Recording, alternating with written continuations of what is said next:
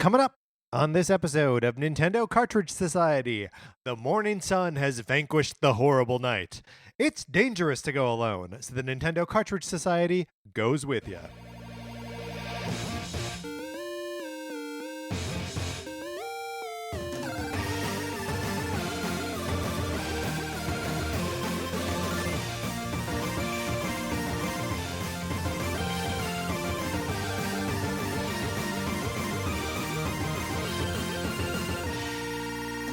Welcome to Nintendo Cartridge Society. My name is Patrick Ellers. I am joined, as always, by my co-host, Mark Mitchell. Mark, how's it going? Oh, Patrick, excited to be here. Sad to see Retro Month come to a close. It does seem, I feel like we are at the end of a journey, that we've gone on this retro weirdo sequel epic together. We really shotgunned these games, too. I mean, we shotgunned them, and each individual one was shotgunned. Yes. Which is maybe not how they're intended to be taken in, I don't think. I think that's fair. That you're supposed to play for an hour, get frustrated, put it down, walk away for a week. Zoda's Revenge. Zelda 2, Simon's Quest, all of these games. Yeah, but we've done it. We've gotten through. Today we are going to be talking about Castlevania 2, Simon's Quest, and that's it. The next thing on our agenda here is go through the remaining schedule for Retro Month, but that's it. It's done. It's done, but which also means that I will be back with you for a news episode on Tuesday, which I'm excited about. Right. It's been too long at this point. That's right. And here's the weird thing. We don't even know how that feels yet. We may get to that, and it might feel great. Who knows? That's right. I don't. Maybe I'll be dreading. You're right. You'll be like, coming back for a news episode. I gotta talk about whether there's gonna be a direct in April. And I'm sure all the guest hosts did a magnificent job. I'm sure I wasn't missed at all. Tell you what was missed is my copy of Sonic Forces. You can borrow it and make me miss it as much as you want.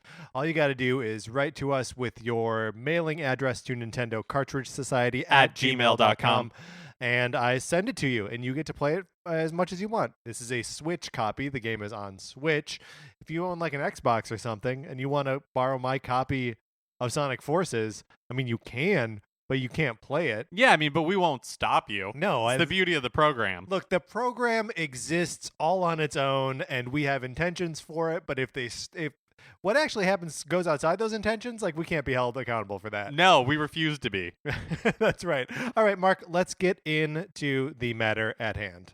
Castlevania 2, Simon's Quest.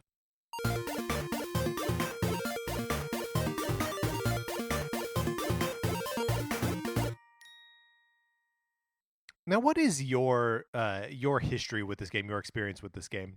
Going broader. I'm going to start broader than that. I'm sorry to interrupt you right after asking a question.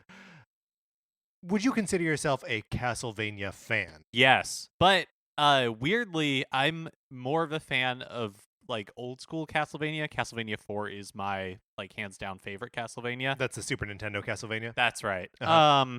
And I've played some of the Igavanias, the ones on DS, and I've of course these are those that are developed by Igarashi. That's right, yeah. And that are more Symphony of the Night-esque than classic Castlevania.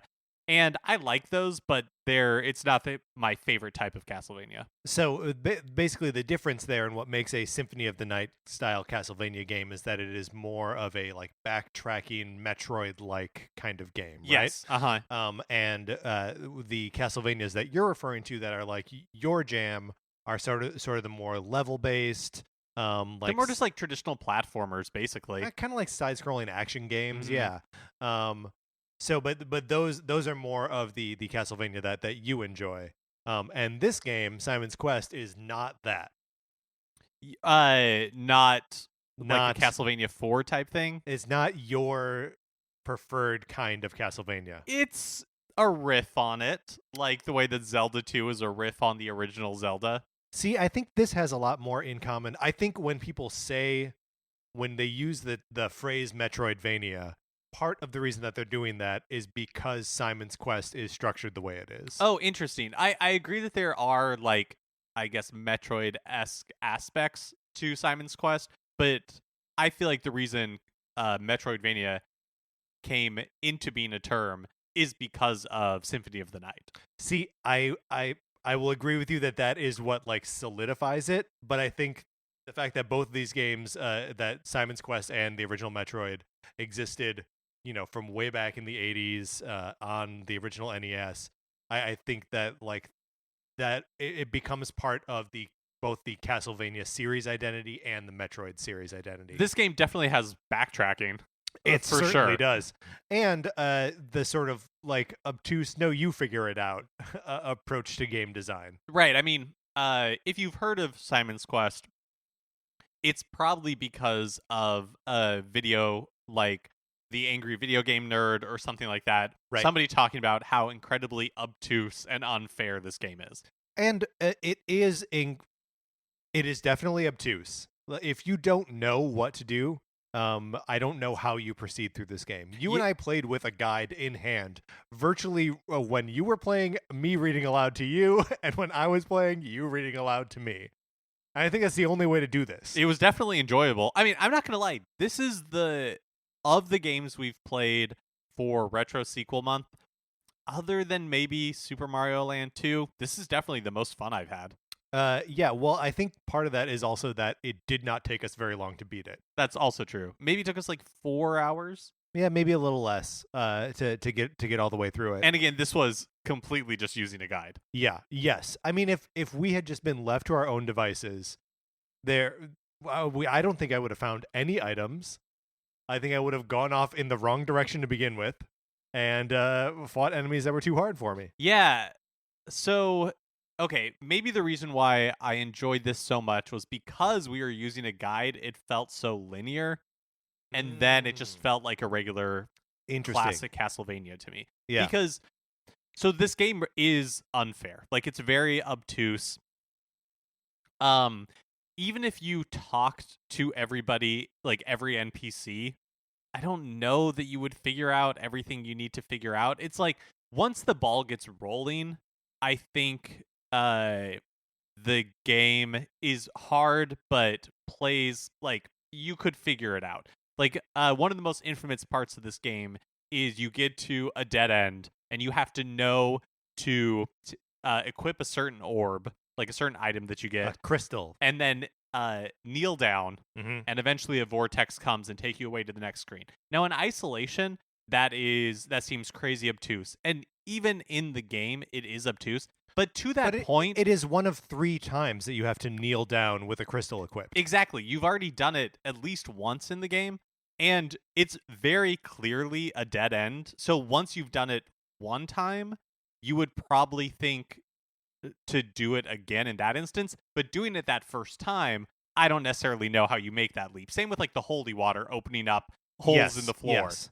You know, like once you've experienced that, then you might know every room I go into in a town, I'm going to just throw holy water and see if something happens. But the first time, I don't know how you're supposed to figure that out. It also, I mean, when we got later into the game and we would go into a door and be like, okay, now if we want to see if there's, because we were looking around, we were trying to go buy some laurels before continuing on in the game. Which are basically like stars in Mario. They're like little invincibility items.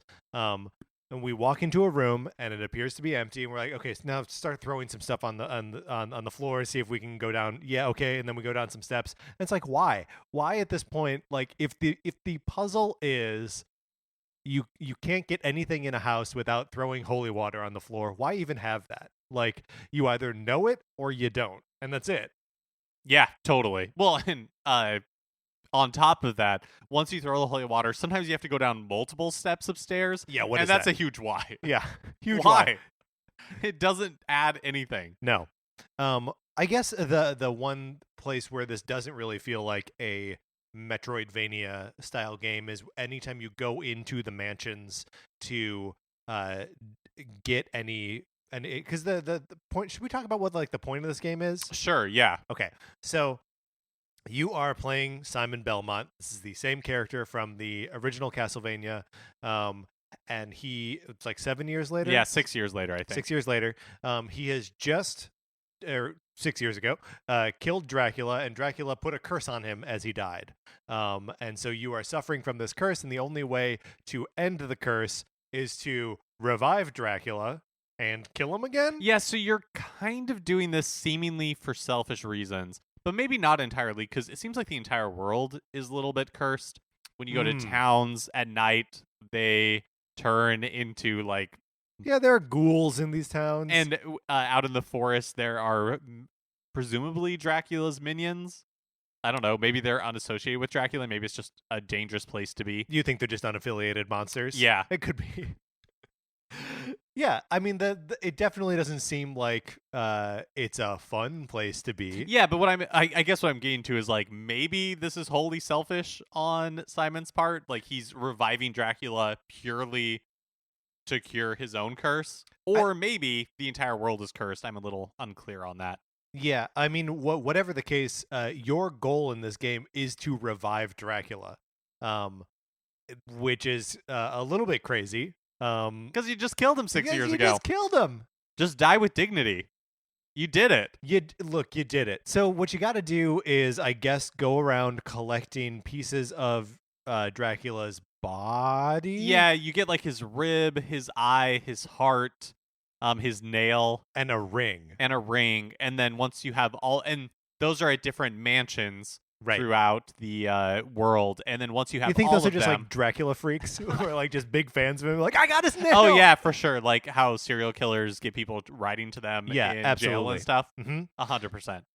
So when you go into each of these body parts is in at the end of a mansion, and so these are the parts of the game that I felt like didn't feel Metroidvania-y, because as soon as you get into one, it is a more or less linear shot to where you're going. Like there are maybe like different paths through it, but there's no more like detours that seem like they'll lead you astray. Exactly, just dead ends. There's no like power up within the castle that you're going to get that like changes how you approach navigating the thing. So anyway, you collect all of these things, you bring Dracula back to life, and then you throw some daggers at him. The end. The end, basically, yeah. This game does very interestingly have 3 endings. Well, it's all based on the time mechanic, which we haven't talked about yet. Let's talk about the time mechanic. So, this game infamously has a day and night cycle. So you bet. As soon as you start the game, the clock starts ticking, and every time there's a day and a night cycle, that counts as one full day that you are doing this, that you're on this quest. Yeah. And the ending that you get is determined by how long it takes you, how many in-game days it takes you to defeat it. At 6 o'clock at night, it becomes nighttime, and if you're outside of a town, the enemies become harder. The drops also become better, like they'll drop more hearts, which is a currency that will it is also experience. Yes, it's both experience and a currency at different rates. Yes. So enemies will drop little hearts, half big hearts, and big hearts. And as far as the currency is concerned, those are worth 2, 4, and 8. And as far as the experience is concerned, it's like 1, 3, and 6 or something like that. Yeah. And you can only like level up in a geographic area on a map once, and then once you do that, so like if you level up while you're in a mansion, if you continue to collect hearts while you're in a mansion, they count as currency, but the level at which they like add experience is like none, right? Yeah, it seemed like once you level up in a location, you cannot gain more experience points in that location. So during the daytime, the enemies are easier, and you can interact with people in towns. You can go into the churches to heal. You can buy stuff, anything like that. At night, the enemies are harder. The drops are better, but they're harder. And then in towns, you can't go into any buildings. You can't interact with anybody. Everybody's inside taking shelter, and there are ghouls running about. Ghouls! Yeah, but the thing with the towns is that, like, you know, we didn't do too much just, like, poking around to, like, see what... how much like personality the townspeople express, because, you know, in the first like 2 villages, it's kind of nothing, right? Like some of them talk about the game world of like, you know, don't like, wasn't there some guy warning us against like someone selling like phony something or other. Or I think the first person we talked to in the first town basically told us like there's a merchant here, but they'll rip you off. Yeah. And then consulting the guide, it was like, now go to the merchant. Yeah, but when I was doing some research on this, the thing is that the townspeople are sometimes not entirely truthful or are like a little bit misleading. So you can't entirely trust the things the townspeople tell you, which is a huge problem in a game that's so obtuse. Yeah. Like, how are you? I just want to know how anyone playing this game for the first time without a Nintendo Power, without the internet, how they're supposed to approach this. Because if the villagers are actively lying to you, how are you supposed to get anywhere? I guess it just requires brute force hacking where you literally just try everything. Yeah. Ugh. The Zelda equivalent of walking around trying to burn every bush. Yeah, and trying to bomb every surface. I mean, I guess that is something and a way to, increase the time you spend experiencing one game. Yeah, the thing with Simon's Quest, though, is that there's so many more variables, right? Right, because there's day, there's night. There's the crystals, there's holy water, right? So it's not just like bombs and fire where like I'm going to try to bomb every wall and burn every tree. It's like, okay, I guess I'll try holy water here. Burn every mountain. My, of course, favorite song from The Sound of Music. Yeah, no, and especially when, the example that we just used is like kneeling in front of something. There's like, I get it that in the mythology of the game, like kneeling, you're like genuflecting, you're doing like a Christian rite there, but like how would anyone ever like piece those things together? Yeah, I have no clue. Oh, so we were playing the Wii U Virtual Console version of this. Yes. I assume it's based on the NES version, but there's like there's I guess more religious iconography than I was expecting in an NES game for the time. The word hell appears in the like the preamble to this game. What else did you? Isn't there like a cross? That's how you know that you're going to churches.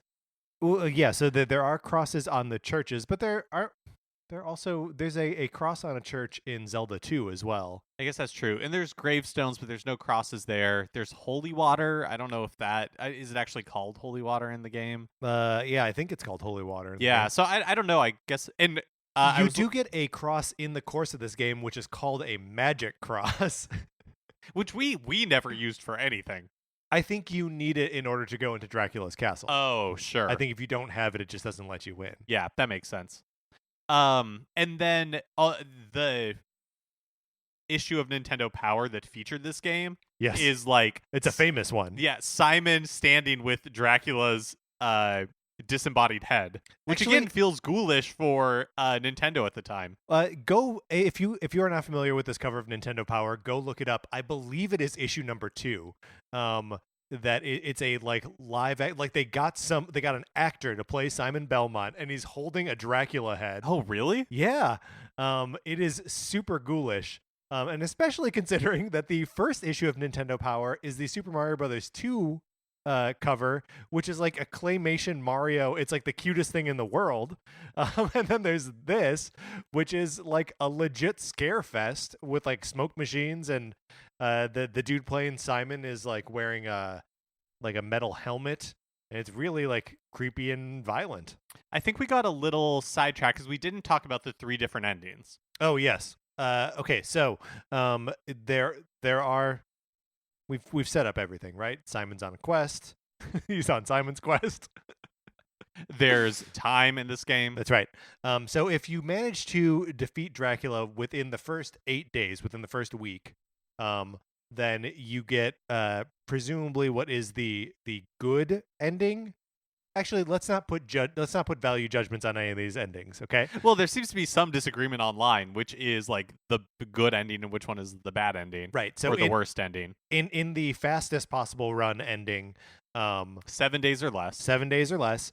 Do you have those pulled up, Mark? Yeah. Okay. So, you've defeated Dracula, and Simon is freed from the curse. He kneels by Dracula's grave, and text appears that says, "The encounter with Dracula is terminated. Simon Belmont has put an end to the eternal darkness in Transylvania. His blood and sweat have penetrated the earth and will induce magic and happiness for those who walk the land. Simon walks away from the grave, but that night, Dracula's hand pushes through the dirt.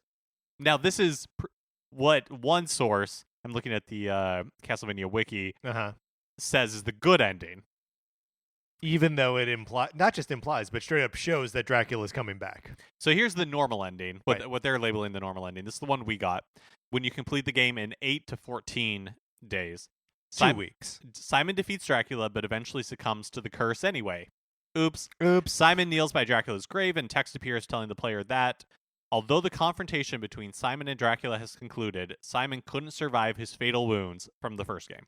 Transylvania's only hope is a young man who will triumph over evil and rid the city of Dracula's deadly curses. That's setting up a sequel? Are we talking about Castlevania 3 with Trevor Belmont at that point? I think that might be what we're setting up, yeah. Cliffhanger. I kind of like that.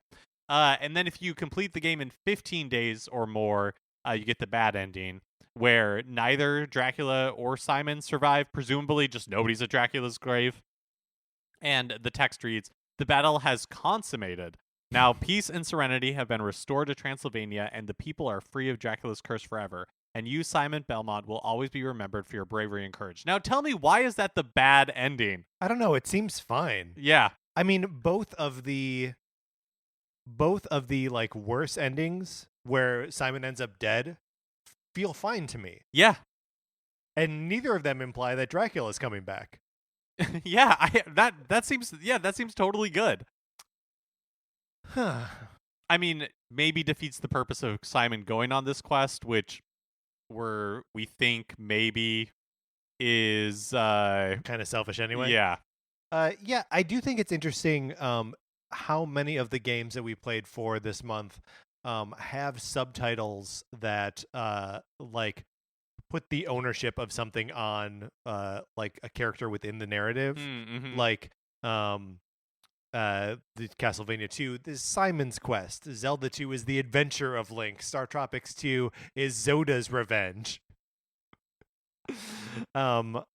Super Mario Land, 6 golden coins. 6 golden coins. That one breaks the formula, so it's wrong, and I apologize. No, but you're right though. Especially like Link's Awake or The Adventure of Link. Yeah, basically the same thing here, right? You're trying to rid Hyrule of Ganon. Ganon's minions are trying to kill you so they can resurrect Ganon. Yeah, and Metroid 2: The Return of Samus. What's going on here?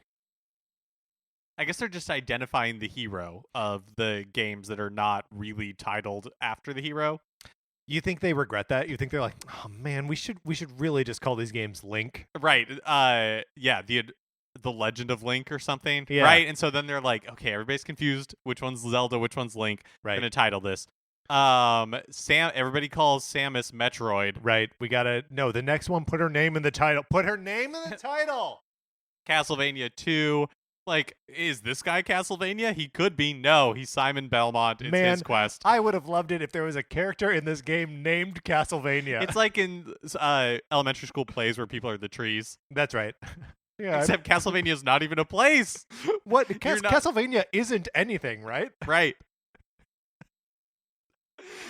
Boy, that's weird. But yeah, overall, this was the most fun I had with, I think, any of the games we played. Now that we've been talking about it, I'm including 6 golden coins in here. I think I prefer 6 golden coins. But I was also able to, we did shotgun all the rest of these games. 6 golden coins I played in like 3 sessions, Same. I think. And not that I couldn't have just like sat through and beaten it in probably less time than it took us to beat this game.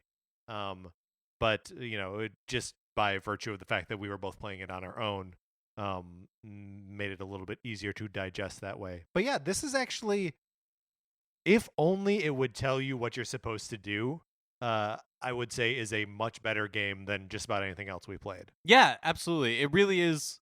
I mean, look, if you are trying to do this without a guide and you just want to try to figure out Simon's Quest, it's going to be miserable. You're not going to have fun. But hold on, I want to challenge that for a second.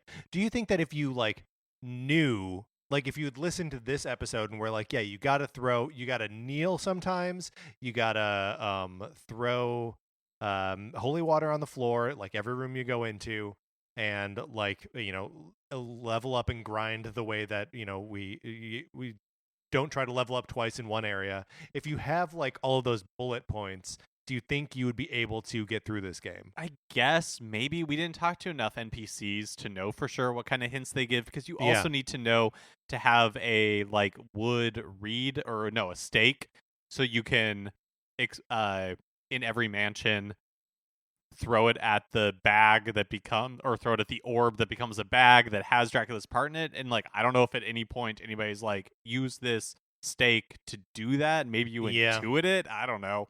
I mean, but why would you? Because like you're in a Dracula environment. Vampires are a known entity, and you are offered a wooden stake, and you're like, I'm gonna save that for the vampire. Yeah, it's like, no, you shouldn't do that at all. Well, and like, yes, we said that there is backtracking, but we haven't told you where.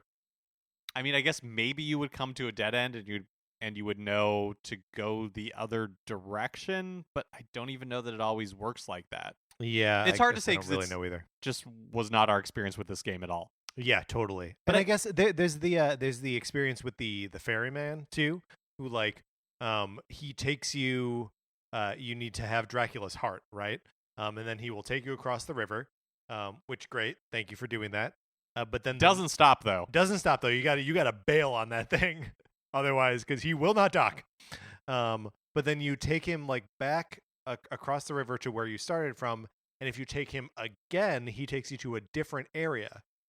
How would you know that? I mean, we were using a guide and I was just skimming it and I missed it. Yeah, it's confusing.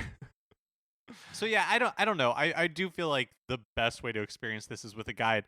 And if you are a fan of old school Castlevania and had maybe never played this or had been nervous about playing it because you had heard its reputation for being so obtuse, I think it's super fun as long as you have a guide and know where you're going. Yeah, and I mean, I that is, we've played a couple of obtuse games for this, right? Like I would say that Star Tropics 2 and Zelda 2 are also fairly obtuse games.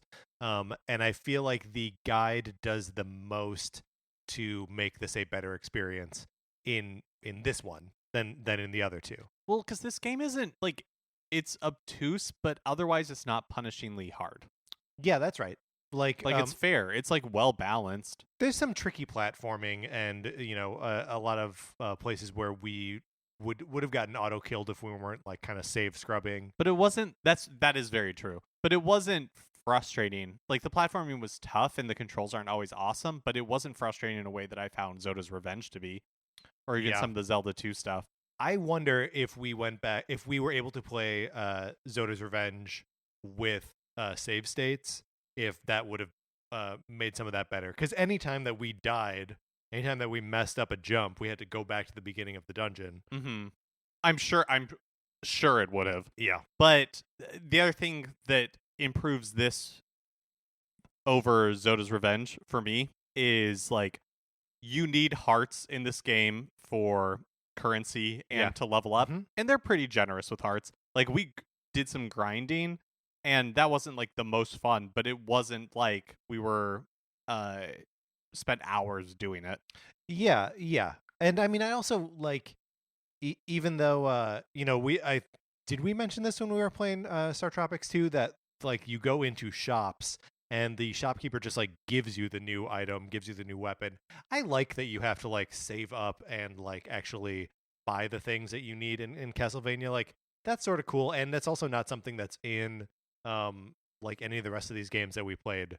Like the progression of your character, like you feel a little bit more invested in it than you would in like Zelda 2 or Star Tropics, because like you're making those choices. It's a game that would really benefit from a remake. Yeah, even in totally. like the same pixel art style. Mhm. They're just so limited by the text, like how much text they can fit in one of the boxes to give you a hint. Like I wonder if the Japanese version is more clear.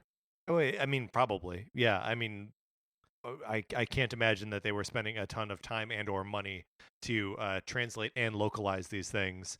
Especially if Nintendo is just like, don't put any religious imagery in this or like don't use any religious language. I'm sure their hands were tied in a lot of ways on this. So, yeah. Yeah, I mean, and talking about how it's different from the first Castlevania, it's like a really ambitious sequel. They tried a lot of stuff. A lot of it works. Mm-hmm. The leveling up system, once we figured it out, is pretty cool. Like we were talking about all the stuff with like having to buy the items and interact with townspeople. Like all of that is good. It just is limited by what can be done on the hardware, I think. Yeah, well, and I do think that they get a little bit crazy with, because like all of the towns are these like huge multi-level things where like there's a lot of space to explore, but not really anything worth explore. You know what I mean? Like the towns are effectively empty in a lot of the same way that the towns in Zelda 2 are empty. So, maybe that's just a function of like the time and, the people wanting exploration to be like this great thing, but ultimately realizing like, what can you really do? There is a lady wandering around in the towns in this game who looks very similar to the lady that wanders around in Zelda 2. The lady in red. Who will heal you and in Zelda. Yeah. And in this game, she just wants to get with you. She does say that she's like, I want to spend some more time with you. Hey, good looking. All right, so we've reached the point where I say, if there was something from this game that is carried over into future versions of the Castlevania series, if there even ever is such a thing, what would you like to see brought back from this game? Well, this one's a little different from all the other games that we talked about because the third... This one isn't such a departure from the first Castlevania. Yeah. That, like, the third Castlevania game isn't like... The Last Crusade, the Indiana Jones movie, where they're like, oh boy, people really didn't like that second one. Let's go back to doing the first one again, which is basically what happened with Zelda and Star Tropics. They were like, no, never again. Right. Well, I mean, it's kind of a miracle that they ever made a second Star Tropics. Because I feel like they did take the good things from this and have like used it. But eventually, like sure. I don't think that actually does show up in Castlevania 3 or 4. It's really once you get into the Symphony of the Nights and all of the DS ones that you see that kind of formula come back. Thinking about other stuff, I thought this game looked very good, and we liked the music for quite a while. It took us a long time to put on other tunes, which we do end up doing every time we play one of these old games together. Just because you can only hear that 30-second loop for so long. But this one was definitely. I feel like this was definitely the longest, and probably because it was Konami. Yeah, they're known for their great NES soundtracks. So you would recommend that people give this one a try? I think so, as long as you're playing with a guide. Yes. Huge caveat. Play this game if you have access to a guide.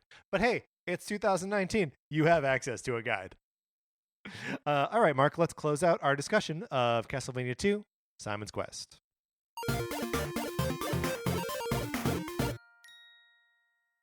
I'd love to know what other people's experiences are playing this game. Did you play it as a kid? Did you barely understand it when you originally played it? And were you able to get more out of it now? Were you so turned off from your experience as a kid that you were like, I'm never touching that game again? Let us know. You can write to us at Nintendo Cartridge Society at gmail.com. Mark, that was Retro Month. We did it. I would, I think people are going to enjoy Retro Month. But, would love any kind of feedback if you think we should be doing these more often. Yeah, should this become an annual thing? Does March become the month of retro? Does March become the month of retro? These are things we need to know. You can write to us in all the normal ways that you would write to us. Nintendo Cartridge Society at gmail.com. All right, that is going to do it for this episode of the show. Remember, please rate, review, subscribe on Apple Podcasts. If you like the episode, you can share it on Facebook or Twitter or wherever you share stuff. On Twitter, I'm at Patrick_Ellers. Mark is at MKE Mitchell, and the show is at Nin Cart Society. You can check out the Facebook page, which is just Nintendo Cartridge Society. Mark will be back with me on Tuesday. So excited, presumably. Presumably, maybe he's dreading it. To talk about the news. Olivia Duncan made our logo. Our theme music is provided by 8-Bit Betty. You can get more of 8-Bit Betty's music by going to 8bitbetty.com or by listening right now. For my co-host, Mark Mitchell, this is Patrick Ellers saying thanks for listening.